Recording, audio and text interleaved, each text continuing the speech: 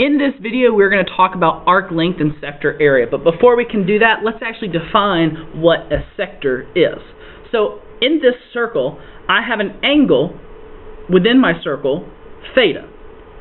And that angle, along with its intercepted arc, gives me the sector of a circle. So when you think sector, think just a small piece out of my circle pi. So if I wanted to find the arc length, I'm going to use the formula for circumference, which is 2 pi r. But I only want a portion of the whole circumference. So, to find the arc length of a specific sector of a circle, I'm going to take the proportion of that sector, which I'm going to find by saying theta, or the angle measure, divided by 360, times the circumference of the whole circle. And this will give me that small arc piece that I want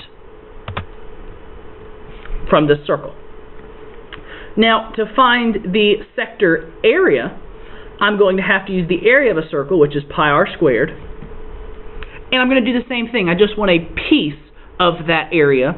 And so I'm going to take the angle measurement, theta, divide it by 360, and multiply by pi r squared. When doing this, you want to make sure you leave your measurements in terms of pi.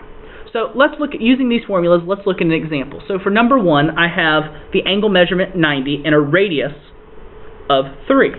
So 90, which is the angle measurement, over 360 times, I'm looking for the arc length, so I'm going to use the equation for circumference, 2 pi, and instead of r, I'm going to write the actual value of the radius, which in this case, let's simplify. 90 over 360 simplifies to 1/4, and which makes sense because it's 1/4 of my circle. 3 times 2, 6 pi,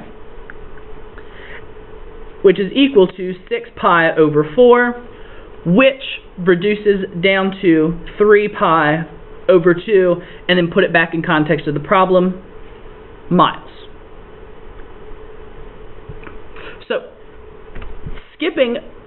So this is an example of arc length. But now let's look at an example of sector area. So looking at number 11 now, I need to first figure out the proportion, or the small sector part of my circle, which here is 30 over 360, times the area of a circle, of this particular circle, so pi r squared, which is 10 squared. So first, let's reduce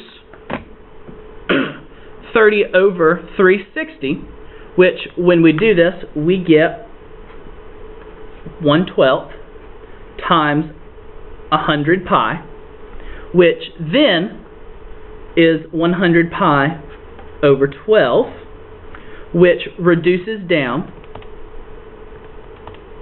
to 25 pi over 3, put it back in context, miles, and since it's squared, or since it's area, it's miles squared. So once again, I'm using the formulas for circumference of a circle and area of a circle, and I'm using the proportion of the circle using angle measurement to figure out the particular arc length and sector area of a portion of that circle.